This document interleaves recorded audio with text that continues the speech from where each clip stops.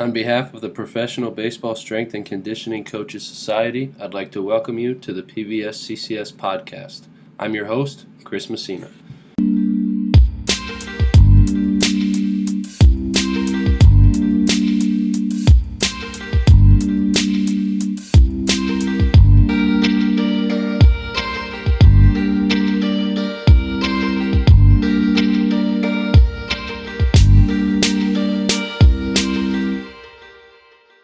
All right, everybody, I'm here with Ben Loftis of the San Diego Padres organization. Ben, thanks for coming on, man. Appreciate your time. Tell the listeners about yourself, if you would, please.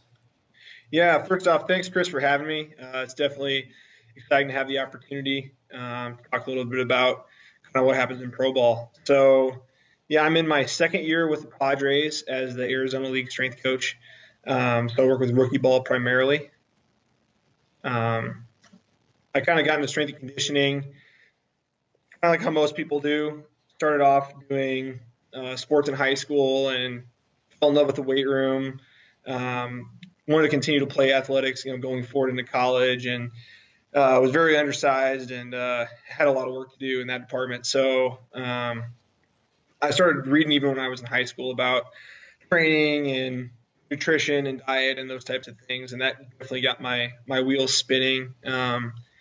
And thinking like, hey, maybe this can be a career, that's a possibility. So I went to Northwestern College in Iowa, a small little NAIA school, and ended up playing football up there. I majored in exercise science, and they had a career concentration in strength and conditioning, which was really, really awesome to be a part of. So while I was there, we had two strength coaches who were also professors, and they taught us in our classes too. And we did some student assistant coaching. So we had so many hours we had to get every semester on the floor. So you get to play a sport and you get to train, play the sport, and then you get to help others train, and you get to apply immediately like what you were learning. So it was just like a really cool opportunity to get my feet wet right away and kind of understand the deeper why of strength and conditioning and how the body works.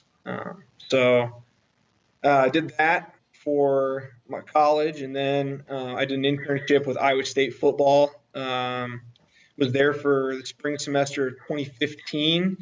That was right when Yancey McKnight left to go to Houston. So Clayton Oyster was the head strength coach at the time, and Eric Anthony was another one of the assistants that I learned a lot from. And after playing football, I hadn't trained football, so I kind of wanted to get my feet wet with that. Did that and enjoyed it, because it was kind of like, I don't know if this is it. I kind of want to get more experience. So I did another internship down at Arkansas for a year with Olympic sports. It started off that way, but it kind of migrated towards, I just kept spending more time with baseball. And also track and field. I worked a lot with track and field down there too. And it's kind of a unique set of circumstances while I was down there due to some things going on. Personally, the head strength coach, Mike Struhall at the time, he's in the private sector now, but he wasn't able to travel for road games. So then I got the opportunity to do that. So it was kind of cool going from, having that experience and now being in minor league ball where you have to pack a road bag or a travel bag and plan the nutrition and plan out all those things. So I did that for a year, and it was probably the most rewarding experience I'd had in terms of hey, I think this is something that I really want to be a part of. Mike did a great job of giving me the responsibility I could handle and a little bit more at a time, and making me feel like I had autonomy. And I think the biggest thing was I fell in love with baseball training with the specificity of the asymmetrical movement.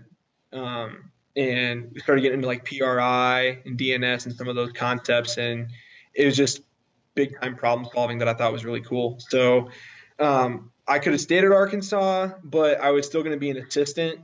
I was the Dwight Schrute. I was the assistant to the regional manager. So I was like, well, if I want to gain experience and keep moving forward in the field, I really need to have my own teams, and that opportunity wasn't really going to be presented at Arkansas. So I started looking for other opportunities, and I ended up getting a graduate assistant job at the University of Sioux Falls in South Dakota. And I got to run the baseball program there. I was in charge of baseball, golf, and track.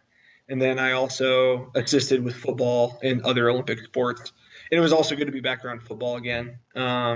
So that was very awesome. It was an awesome opportunity to be exposed to a lot of responsibility with my own teams. Sometimes it was like drinking out of a fire hydrant. It was a lot of kids. But it was also it was a special group of kids. Sioux Falls had some awesome student athletes. Also, a big part of like why I got into coaching was I had some really influential coaches when I was growing up who also made faith a priority, and that was a big part of at Sioux Falls as well. I had been part of Fellowship of Christian Athletes, like going through athletics at like every school I had been. But they didn't have FCA there at USF, and I got approached about it by like the campus chaplain, like, hey, would you be interested in like starting this back up? And I did, and it was awesome. To kind of get to know the kids deeper on that level too, and be able to encourage them in their faith. So I always say, like, when I talk about like every place I've been, like there's like one thing to take away, like USF, like students there were fantastic. I couldn't have asked for better kids to work with. So yeah, and then so I did that GA for a year and a half, and then I was starting to look. I was coming up at the end of my GA, and I'm like, well, I want to stay in baseball. Do I want to like stay in college? What do I want to do? And actually, Dave Van Horn at Arkansas, I talked to him a little bit about like what he thought the next move for me should be, and he said, "Oh, if you want to do minor league ball, let me know. Like, we'll try to talk to some people and see if there's a good spot for you." And that's kind of how the Padres thing came around, was looking into minor leagues that way. And yeah, so I've been with the Padres for 2 years, and it's been great. I've really enjoyed it. Yeah, it's a really good story, man. A couple of things that I really, really like in there. One is like really getting into the fire with everybody and not specializing in one sport early in your career. Yeah. You worked with everybody, and then the pull of baseball is what drew you here instead of, no, I only want to work baseball, and you miss out on all those other experiences. And then the other is, I like that you said you can take something from everywhere you've been. I'm a big believer that every little step and every place you've been kind of plays a bigger piece in that overall picture of who you're becoming as a coach and as a person. Definitely, yeah. Yeah, I definitely am thankful for everything I've been through, and I think that like a lot of the experience I've had with, working with track and football have helped me be a better, at sprint mechanics and acceleration and things like that. There's so many things you pull. You got to be able to learn from everybody, and yeah, definitely. Yeah, and I mean, if you're going to learn sprint mechanics, there's no better place than the track and field team, right? And being around the coaches and the athletes there. And and it may not all apply, but like you said, you can pick and choose what you do apply and put it to athletes anywhere. Definitely, yeah. So what is your best professional baseball story that you have? I know you said you've only been in 2 years, but do you have anything that is maybe a success story or something that got lost in translation in your first year being around? Just what's your best memory or story that you have for me? Yeah, I always joke that like I grew up with more of a football background, and like any football movie you watch is an inspirational story, but baseball is just a sitcom all the time. Like, guys are hilarious, and especially when you're in AZL and you've got a lot of like high school age kids. You've got some young Latins and maybe some guys that are just out of college or JUCO. This last year we had a lot of JUCO grinders, so it's fun to kind of have those different personalities, especially in the bullpen. But I think like in all seriousness, the two things like that I really like try to help guys take away from every year is, number one, like you have a healthy mindset of competition, and two, are you dominating 21 hours every day? And it's like when you see those two things come through, it's like, wow, okay, we really had some special moments. So like when I say like competition, I think a lot of times people think the competition is like it's me versus you. Like I have to, my best has to be better than your best, and that's it. Like I'm just trying to beat you. I'm beating the guy against me. But like it actually means like to strive with or to strive alongside. So it's like, no, it's me with you, because you need my best and I need your best for us to both get better. And it's like when you see guys, like we had two pitchers during extended this last year who they were going to beat each other every day. And it was like, well, I'm going to deadlift more than you today. On the Rapsodo, your spin rate was higher, so you got that point. And then well, you're hitting your target weight, so you got that point. And it's just like them going back and forth. You had more precision in weighted balls than I did. So you start to see them like kind of grasp that concept. It's really fun to see. And it's total healthy competition because they both want to see the other person succeed. And like last year I had them in AZL, and this year they both started in our short season affiliate, and one moved up fast to high A, and then one got called up at the end of the year at high A. So like just to see them kind of like make that progress together is really cool. And then like I talked about like the 21-hour thing. So like if a game takes 2 to 3 hours, you have 22 to 21 hours left. So are you dominating absolutely everything into your control so you can shine under the lights for 3 hours? Because you shouldn't have to think about baseball. You've been playing it long enough. Like you should be able to just go out there and have fun and compete. But we had an outfielder this year. It was really cool. He like second game of the year, we were at the Indians, and they hit it was a tie game, bottom of the ninth, and the guy hits a solo home run, and our right fielder goes up to rob it, and it bounces out of his glove, and we lose the game. And he's a young high school kid. He definitely was kind of beating himself up about it, but he's also a kid who, like, over the course of the year, he came in after every single game to do soft tissue work on his arches because he's got really flat feet. And, like, his nutrition was on point. He got a lot stronger this year, and he was always coming in for extra mobility stuff, and he, like, every single day. And so then, like, we were in the playoff hunt right at the end, and we had a game where it was kind of coming down to the wire. He hits a home run to put us up. And it was a moonshot. He crushed that thing. And then at the end of the game, they hit a home run to force extra innings, and he robs it off the fence. He actually catches it this time and runs in the dugout. And to kind of like see him come in and have that in his head, like everything came full circle. And he even came in after the game to do his recovery stuff again and was like, yeah, like this is why I'm doing it, because like I gotta trust my routine, and things are coming together for me now. So I think those are like, to see guys compete and then to see guys dominate through 21 hours and own their career. Like that's my favorite part of working in pro ball.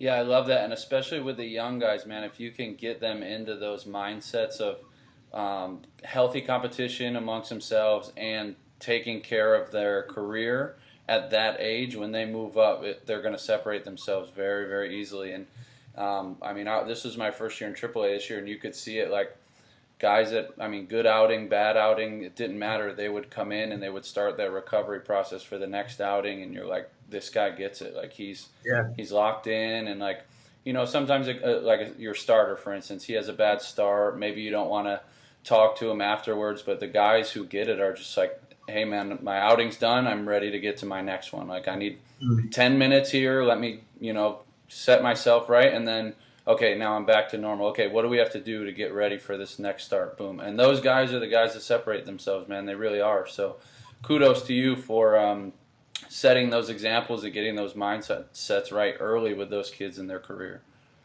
Yeah, definitely. The process never ends. And when the guy takes ownership of it, then it's like, I can't even take credit because they bought in and now it's their own, So that's what it's about. Yeah, I think our goal eventually is just like for us to not have to tell them anything. Like, they know exactly what they need to do. We're here if they need some help, but it's not a, hey, come on, let's go get to the weight room. Come on. It's a, oh, all right, you're here. What do we need? Do you need anything from me? Nope, I got it. I got it taken care of. And if you can set that early and push that, and by the time they move up, man, it's gonna be special for you to see because you started with them at such a young age. Absolutely. So what do you believe in within strength and conditioning that others think you are crazy for believing? Yeah, this is I had to think really hard on this one. I think what I'm going to go with is I think that belief is the ultimate form of mental toughness. I think that mental toughness is a concept that gets thrown around a lot, and when things aren't going well for players or they aren't buying in or we aren't seeing results, we just say, oh, he's just mentally weak. He's not mentally strong. And so I was curious. I'm like, okay, I'm going to look up what does mental toughness mean? So like the Webster definition, the ability to resist, manage, and overcome doubts, worries, concerns, and circumstances that prevent you from succeeding. Or excelling at a task towards an objective or a performance outcome that you set out to achieve, which is a lot. And I'm like, so if I want to teach someone to be mentally tough, like that's a lot to break down. That's a lot. But the definition of belief is trust, faith, or confidence in someone or something. That's pretty easy. Like, you want to know what belief is? It's trust. Trust. It's confidence. That's it. So I think the cool thing that we have the opportunity as strength coaches, because like we get to see guys a lot more, I think, sometimes than position coaches do or pitching coaches do, and just on a consistent basis daily. I think that we have a really awesome opportunity in baseball because baseball is a game of failure, if there ever was one. Guys fail all the time. And guys who are great are guys who are able to own their failure.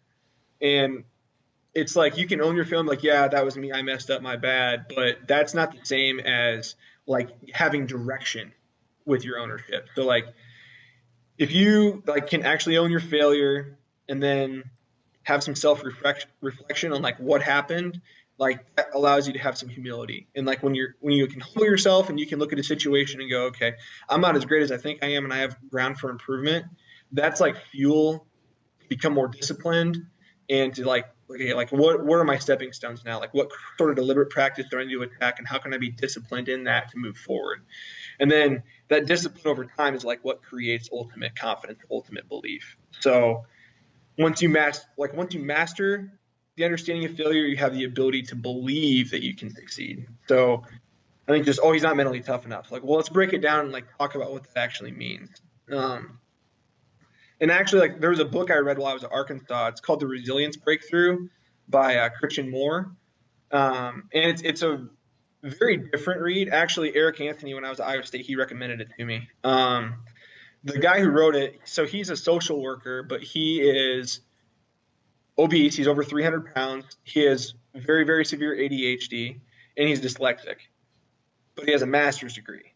And he kind of writes about, like, through the studies of his master's degree, like, things that he found in himself to create resilience, and then, like, what resilience looks like to other people, and, like, how you can foster resilience based off of who you are. So, like, he had four things that he said, like, these are things of resilience, like how you bounce back.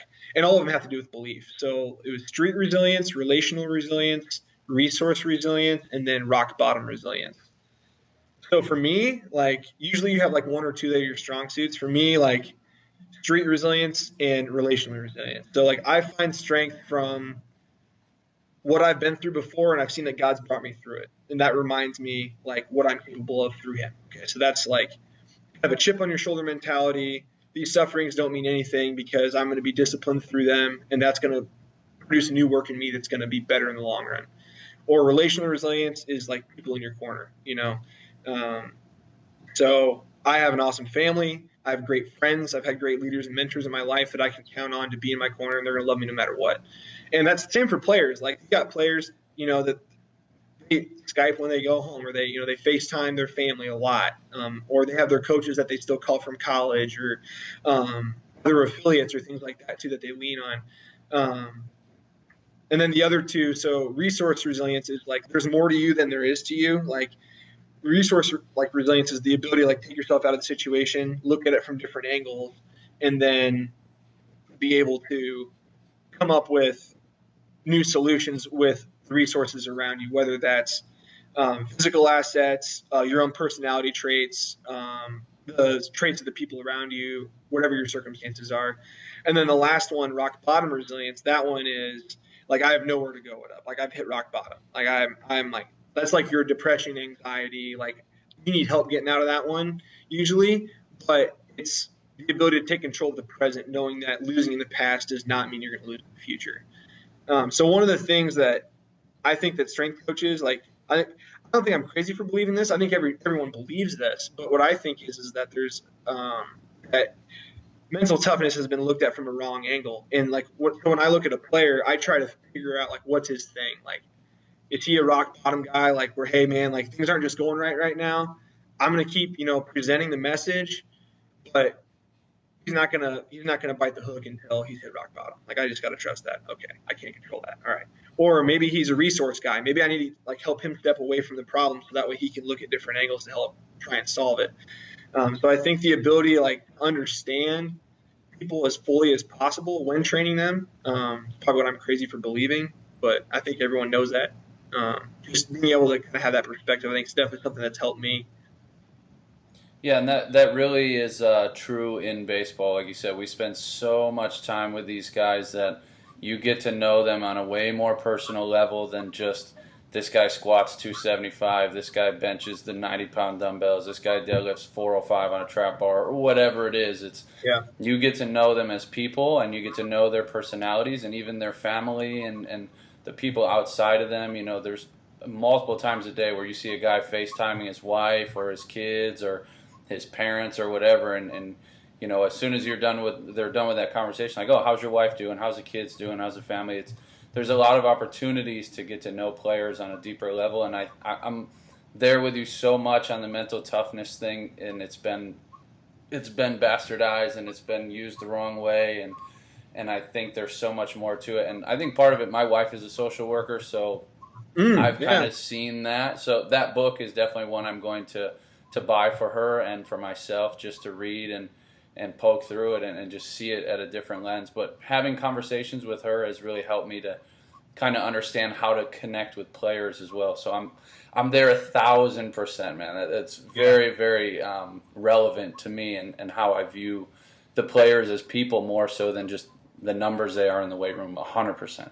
Yeah. Well, and definitely like my first year in pro ball, I definitely struggled, with the language barrier. You can only do so much Spanglish and trades to, get through the day sometimes, and it kind of makes your patience wear thin a little bit, and then you forget to actually put yourself in the position of the player. I got some guys who literally came from the jungle in the Dominican, and all they know is baseball. So it's either go back to the jungle or play baseball, and that's all they understand. So if I'm not willing to put myself in their position and try to comprehend like why they like or don't like something, or when things don't go right, how do they respond, then I'm punting on my responsibility as a coach, to take ownership of helping them. Yeah, I agree, man. I think for me, that's been the biggest thing in AAA compared to AA is just it's a lot older guys, and so their families matter a lot more. Where like in AA, guys kind of have on again, off again girlfriends, and like I'm talking to my wife this year, and I'm like, we got guys on this team who have multiple kids. They've been married for 10 years or whatever. Like they're actually settled in. They're a little more financially stable. Like these are real people.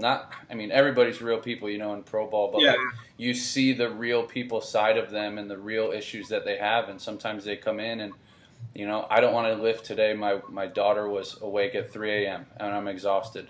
Give me something different to do. And then if you have that relationship with them and you can connect, it just goes a lot further than just, we're going to deadlift today. I don't really care if you're tired or not. Yeah, definitely. People are people. People matter. I agreed, man. And like I said, it's been a big lesson for me this year to kind of be a little more empathetic and put myself in other people's shoes and understand where they're coming from, because, it's relevant all the way through baseball, and each level kind of has its own challenges that it presents. Like for you said in the AZL, there's a lot of that language barrier, and those guys don't necessarily know the customs of the United States, or even the high school guys coming in, they don't know how pro ball works. Like those are different challenges than, say, at A ball or AA or AAA. But each level presents those challenges of dealing with people, not necessarily baseball players, but just people. And having resources like this and being able to filter through those and learn your guys as best you can goes a really long way. I really believe that. 100%. So what makes a strength and conditioning coach successful in your mind? Maybe in general, and then more specifically in professional baseball. Yeah. So actually, I was listening to one of your podcasts earlier you had with Logan Jones about the same question, and he had a really good point. He said, how do you define success? And I was like, that's, are you going to define success based off the wins and losses? Are you going to define success based off of, did you get guys stronger? What are you going to look at? But I think like what we just talked about, like, are we putting people first? Are we putting things that are important first in terms of the long scheme of people's lives? There's a quote I found. It says, it's Francis Chan. He says, your greatest fear in life should be not of failure, but of succeeding in things in life that don't really matter. And like we talked about earlier, people matter, man. Like, so are we fostering an environment where high standards can be met? And ultimately, like at my level, like boys become men. One quote I heard that I love is, if you maintain high standards, you're going to lose the boys. But if you lower your standards ever, you're going to lose the men. And we'd always want to play baseball with men before we play baseball with boys. This is pro ball, so are we fostering that environment? So kind of like a verse that I always come back to, to remind me of like what I'm doing as a coach is Titus 2:6 through 8. It says, likewise, urge younger men to be self-controlled and disciplined. Show yourself in all respects to be a model of good works. And in your teaching, show integrity, dignity, and sound speech that cannot be condemned. So opponents maybe put to shame having nothing bad to say about us. So am I presenting myself in a way that's going to foster this environment? So I think ultimately we have to foster that environment in general, like no matter what level you're at, in what profession you're at within, or what specific realm of strength conditioning. And I think a lot of that comes from being a generalist first. Like we kind of talked about earlier, I draw a lot of experience from a lot of places, and I still stay in touch with a lot of people in those different departments. Any professional in any field is going to add value to what you're doing. Be a generalist, be humble and learn. So like one thing lately, we've been talking about foot intrinsics with our pitchers and talking about like, are we actually like maximizing backside drive when we're doing, pushing off the mound? And we're not pitching coaches, so we can't do that. But are we talking to them about, okay, am I driving my big toe in to maximize all the way through my hamstring to my glute? When I'm doing lateral lunges, when I'm doing lateral bounds, when I'm doing any sort of lower body exercise. And a lot of those conversations in like some of our warm-up exercises I got from basketball strength coaches because they talk about foot intrinsics all the time. So I think like being a generalist, trying to be as valuable as you can with every tool at your disposal. And also another thing about being a generalist is I think super important is visually watching movement and treating movement as movement no matter what the environment. I was actually talking to Kurt Hester this last spring. He was in town at Altus for a clinic, and I hit him up and I was like, hey, would you mind grabbing dinner? And one of the things that really stuck out to me that he told me was, he's like, my eyes are like my most valuable asset as a coach. And we were talking more about necessarily like conditioning and like sprinting, like seeing fatigue. There's a lot of like data tracking you can do now, but he's like, I can see if a guy's gait's lagging and he's putting himself at risk. I can see when this guy's fatiguing in these different movements and these drills. And that's been something I've really held on to, is like, am I diligently watching what my guys are doing in the weight room? Like, yeah, okay, he's got his back's flat when he's doing an RDL, or he's a little wonky, he's not quite stable when he's lunging back, but why is he not stable? Like, what kind of movement pattern is he compensating with? And if I don't talk to a football strength coach from Louisiana Tech, I don't learn that, So that's a big thing. The track strength coach at Arkansas, Matt Clark, he has this saying. He goes, a coach is a teacher plus a problem solver. So find a way to solve a problem. Just be a generalist. Take care of people because people matter.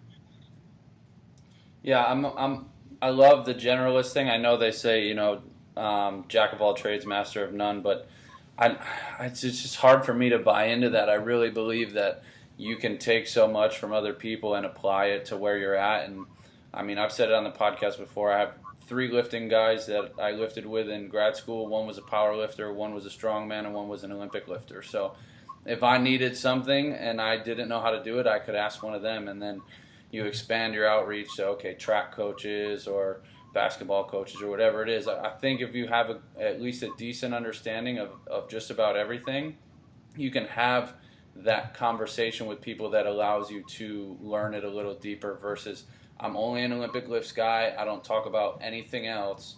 You're shutting yourself off to so much where, okay, I might know a very small amount about PRI, but if I know a little bit and I have a conversation with somebody who's well-versed, now I look interested and they want to share with me. So I'm a big believer in the generalist mentality myself as well.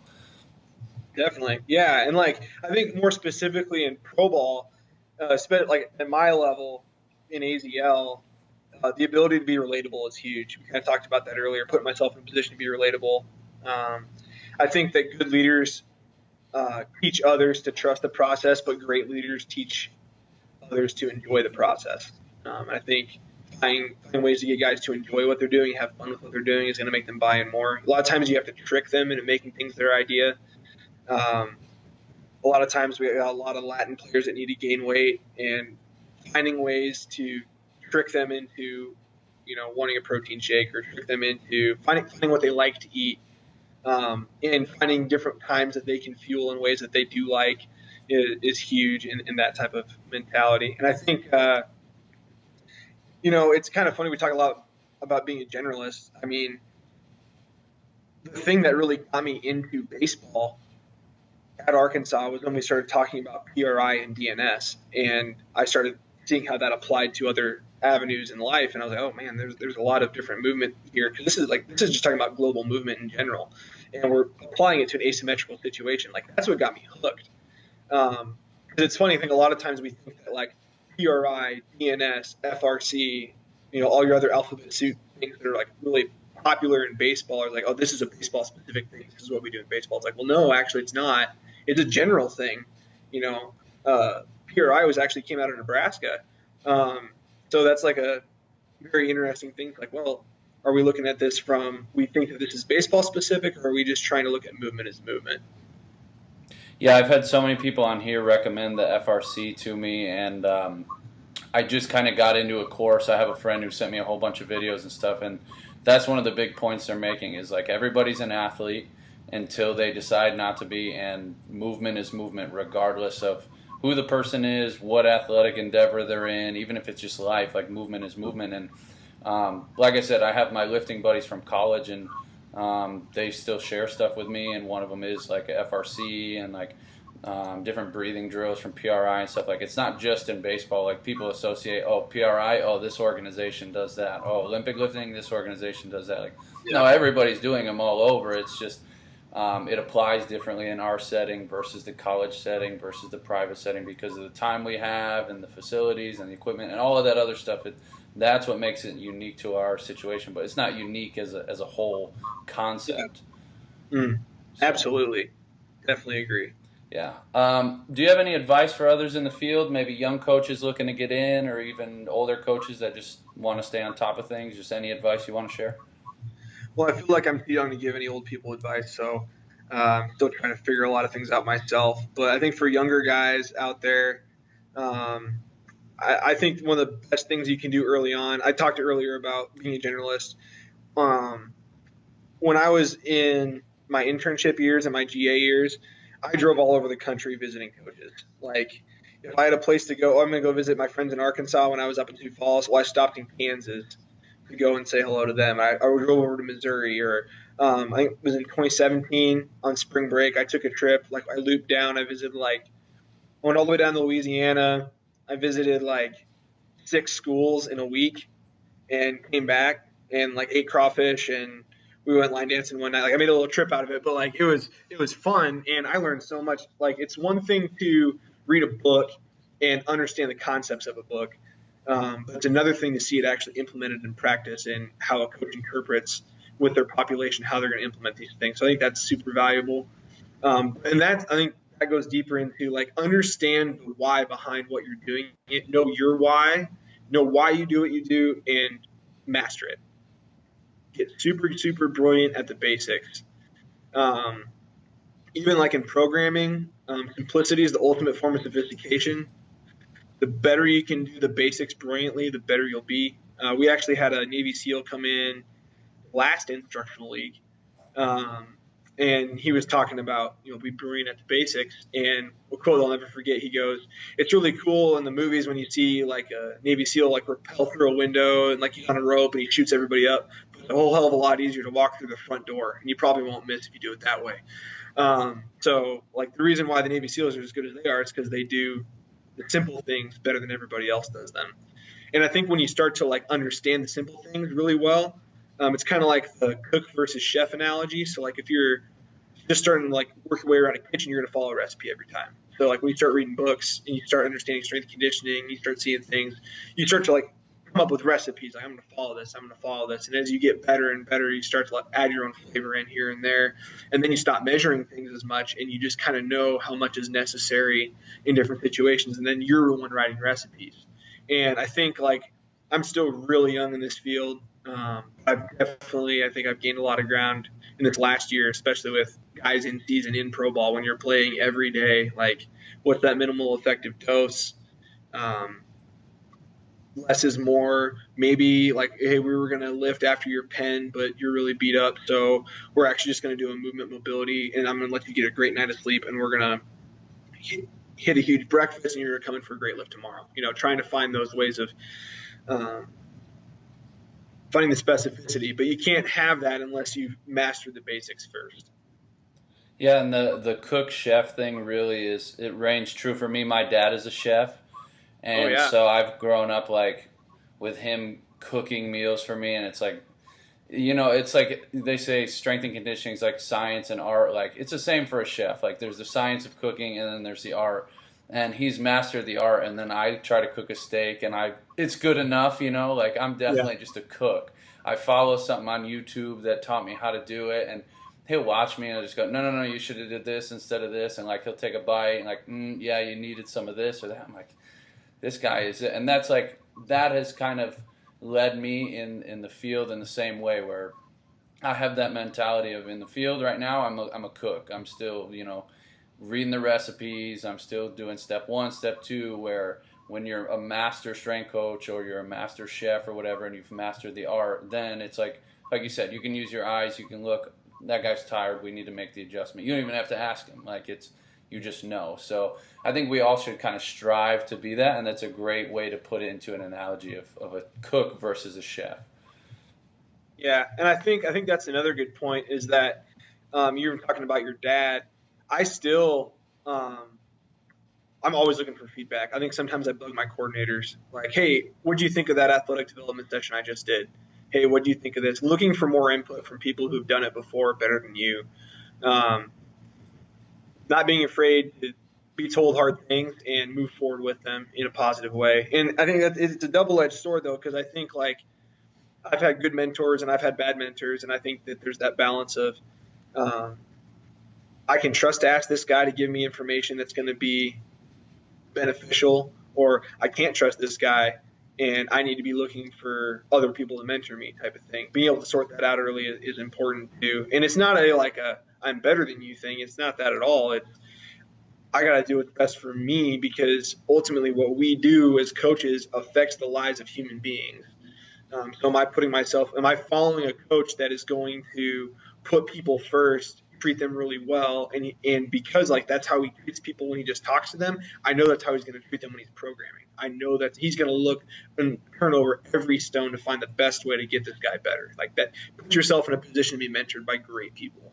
Yeah, I love that, man. You got to have 1, maybe 2, 3 people, whatever it is, that you truly trust their feedback, and you have to understand that it's only for your own good, which in turn is for the good of everybody. Like if they tell you, hey, you didn't really do a great job of this, but here's how you can fix it, just take it and run with it. Don't get upset absolutely. With it. Don't be offended. Like they're not trying to put themselves up on a pedestal. I'm better than you because you did this. It's, bro, you need to do this. Like just do this. It's going to help you. I promise. Oh, okay. Makes sense. And you may be mad at first. Like it's human nature to be, kind of push criticism away, or constructive criticism, however you want to put it. But when you take a second and really understand what they're saying, it's only to help you. And like you said, in turn, that helps other human beings achieve what they want to achieve. Absolutely. So do you have any continuing ed resources for me? I know you mentioned that book already. Are there other books that you'd recommend, maybe seminars to check out, podcasts you're listening to, just anything for continuing ed you want to talk on? Yeah, I've been really big on Joshua Metcalf lately. He's written Copwood Carry Water. That one's pretty popular. I just started digging into Burn Your Goals. I'm actually really excited about that one. And I've listened to him speak a number of times. I think he's got a great mindset on, kind of like mental toughness we talked about earlier, in understanding a process and like how important a process is.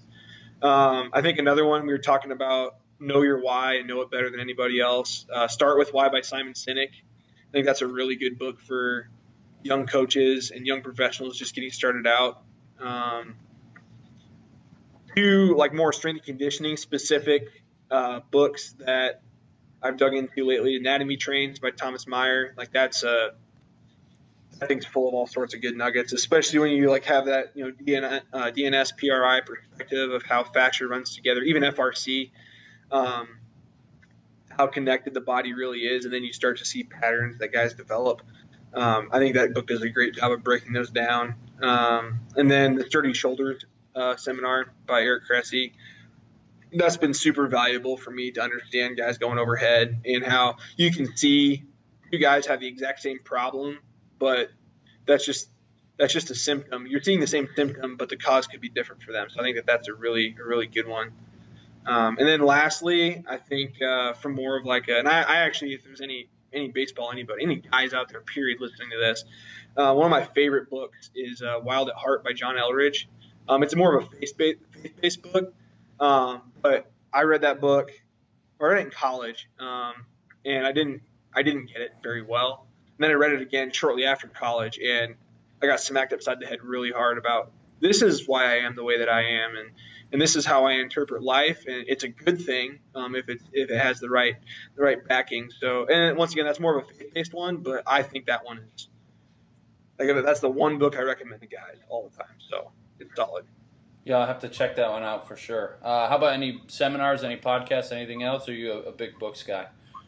I books a lot. I do Just Fly Performance podcast. I listen to that a lot. I really do like listening and reading a lot about velocity in general and training on the force velocity curve, and they have a lot of good things on there. That's actually kind of how the foot intrinsics thing got started, was with I think Jake Tura and there's a professor from Berkeley on there, Keith Barr, talking about tendon health and tendon stiffness.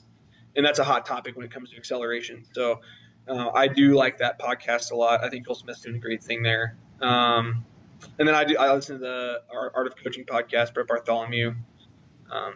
Yeah, I really like the Just Fly one. It's on the edge of strength and conditioning, but it's like just past that kind of comfort zone of strength coaches coming on and saying the same thing over and over. It's like he's got just a little bit outside of the comfort zone of strength coaches that, like, if you listen to it, you're like, wow, this is maybe a little bit over my head, but you start retaining stuff, and then you go down your own rabbit holes, and before you know it, you're like, okay, I can't stop listening to this podcast. Absolutely. But we've been at it for a while, man. I hope you still have time for me for a lightning round. You still got a little bit of time? Yeah, let's do it. All right, first one. Who is your biggest influence in the field of strength and conditioning? That is tough.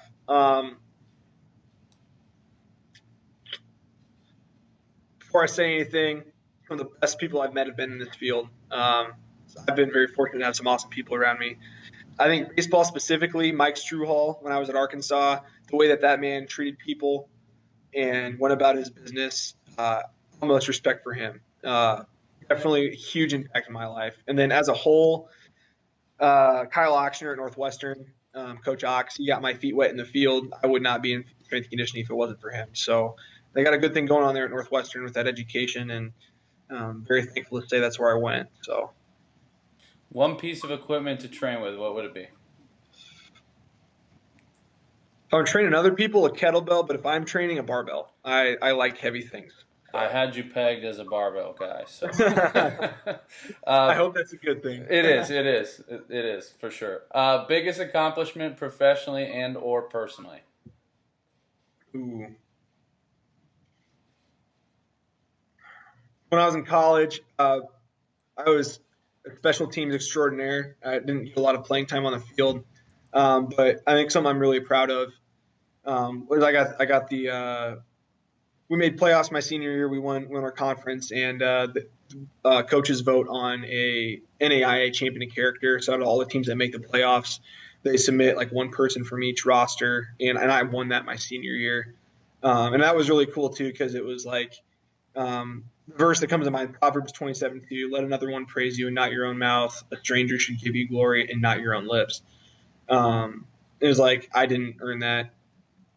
I had no business in getting that kind of a reward, but it's from other people, so it means a lot to me. And then I think like that's an award, like an accomplishment, but like I think something I'm super proud of was when I was at Sioux Falls. I was getting my master's. I was coaching 400 athletes, and I was trying to run FCA by myself, and I was super overwhelmed. That was like 2 years of like the best growth in my life as a person. And a lot of times it felt terrible. I was super tired. I was sleep deprived. I lost a ton of weight. But it was definitely one of those things where it's like only by the grace of God was I able to do this. I'm super like that's probably my biggest accomplishment. But far be it for me to boast except in the cross of what Jesus has done for me, which the world has been crucified to me and out of the world, which is Galatians 6:14. Like solely by the grace of God could I have been able to any sort of light in that situation, and God did that. So that's definitely like probably my biggest accomplishment.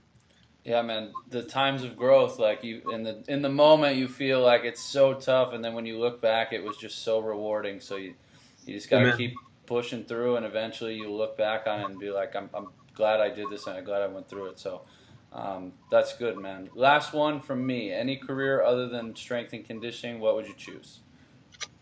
Well, if you follow my Instagram, it'd probably be hunting, just full time.